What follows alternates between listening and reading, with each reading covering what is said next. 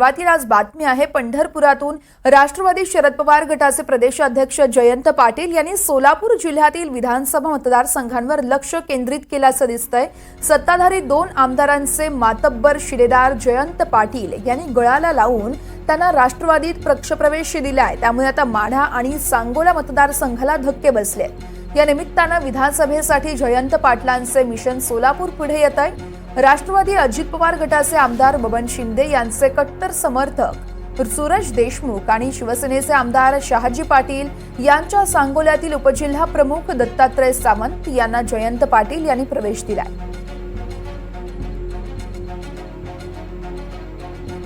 आणि या संदर्भात आमचे प्रतिनिधी संकेत कुलकर्णी अधिक माहिती देत आहेत। संकेत, आपण पाहतोय आगामी येणाऱ्या विधानसभा निवडणुका आणि त्याच्या अगोदरच पंढरपुरात आणि त्या सगळ्या आसपासच्या मतदारसंघात घडलेल्या घडामोडी खरं तर चर्चेचा विषय ठरतायत। नेमकं काय घडतंय पंढरपुरात? तर वर्षा बुधवारी संध्याकाळी जयंत पाटील यांचा माढा तालुक्यातील टेंभुर्णी येथे दौरा होता। या दौऱ्यापूर्वीच त्यांनी पंढरपूर विधानसभेसाठी इच्छुक असणारे आरोग्यमंत्री तानाजी सावंत यांचे पुतणे अनिल सावंत यांच्यासोबत म्हसवड ते टेंभुर्णी असा प्रवास केला। ते पंढरपुरातून इच्छुक आहेत। या निमित्तानं अनिल सावंत यांच्या रूपानं आणखी एक राज्यातील पुतण्या राष्ट्रवादी शरद पवार पक्षात घेण्याचा डाव खरं तर राष्ट्रवादीचा दिसतोय। त्याचबरोबर माढ्यामधील आमदार बबन शिंदे यांचे निकटवर्तीय समर्थक समजले जाणारे सुरेश देशमुख यांना पक्षप्रवेश दिला। सांगोल्यातील शहाजी पाटील यांचे समर्थक आणि उपजिल्हा प्रमुख मानले असणारे दत्तात्रय सावंत यांना देखील पक्षप्रवेश दिला। एकाच दौऱ्यात सांगोला, पंढरपूर आणि माढा अशा 3 मतदारसंघावर लक्ष केंद्रित करण्याचं काम खरं तर जयंत पाटलांनी केलंय। सोलापूर जिल्हा एकेकाळचा खरं तर हा बालेकिल्ला राष्ट्रवादीचा मानला जायचा।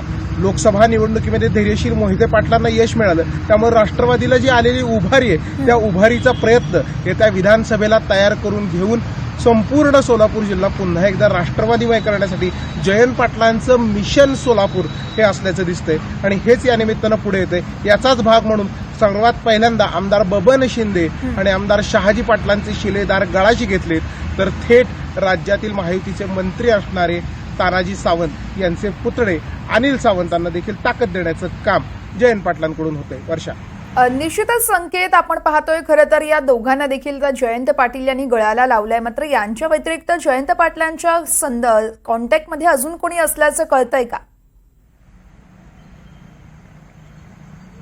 निश्चितच जयंत पाटलांच्या संबंधानं अजून जर विचार करायला गेला तर मोहोळमध्ये असणारे जे आहेत, मोहोळचे सध्याचे अजित पवार गटाचे आमदार असणारे यशवंत माने आहेत, यांनी नुकताच सुप्रिया सुळे यांच्यासोबत प्रवास केला होता। ते देखील त्यांच्या संपर्कात असल्याचं बोललं जातंय। याशिवाय सोलापूर शहरामधील काही नेते जे आहेत ते देखील जयंत पाटलांच्या संपर्कात आहेत। त्यामुळे एकंदर जो आहे हा सोलापूर जिल्ह्यातला जो शुगर बेल्ट मधला पूर्वी शरद पवारांकडे असणारा जो गट होता, जो सध्या अजित पवार गटात ऍक्टिव्ह आहे, त्याच गटाला परत एकदा कॅच करण्याचं काम जयंत पाटील हे वारंवार करतायत। म्हणजे लोकसभा निवडणुकीमध्ये माळशिरस तालुक्यामध्ये त्यांनी मोहिते पाटलांना जसा पक्षप्रवेश घेतला, उत्तम जानकरांना जसं घेतलं, तसं आगामी विधानसभेच्या दृष्टीनं प्रत्येक मतदारसंघातील मातब्बर नेते किंवा दुसऱ्या फळीतील शिलेदार यांना जवळ करून विधानसभेची रणनीती आखण्याचं काम जयंत पाटलांकडून होतंय। वर्षा, त्यामुळे आता विधानसभेआधी आणखी काय काय घडामोडी घडतात या बघाव्या लागतील। संकेत, खूप खूप धन्यवाद तुम्ही दिलेल्या सविस्तर माहितीसाठी। आपण पाहतोय आमदार बबन शिंदे आणि खरं तर जयंत पाटील यांचं मिशन सोलापूर पाहायला मिळतंय। कारण आमदार बबनराव शिंदे यांच्या काही शिलेदारांसह जयंत पाटील यांनी त्यांचा देखील पक्षप्रवेश करून घेतलाय। सांगोला मतदारसंघात देखील मोठे धक्के बसले।